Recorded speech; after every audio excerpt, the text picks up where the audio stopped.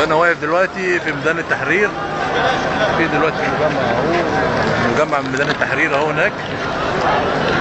في هنا زي ما انتم شايفين الورق في كل حته، والمظاهره هناك شغاله اهي، والمدرعات موجوده في كل مكان. هنا المدرعات زي ما انتم شايفين، الشوارع كلها مقفوله هناك اهي.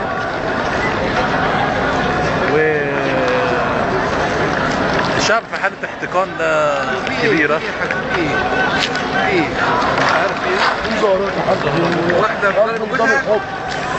واحدة ضربت جوزها؟ لا ده جوزها اللي ضربها. طب ما تصلحوهم على بعض. هنصالحهم دلوقتي. طب ومستنيين ايه؟ بقى 4 ايام على الحال دوت، وربنا يقول حكم من اهلها وحكم من اهلي. صلحوهم على بعض، ما تخلوش الناس علينا كده. لا ما اصله دلوقتي بقى 2. مين الاثنين؟ وهو ومراته؟ هو لا هو وابن عمته.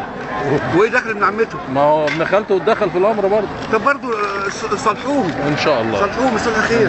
صلح خير. وعاملين كمان عربيه دي كمان عشان واحد ضرب. اصله امريكا جت هنا عشان تصالح الاثنين دول.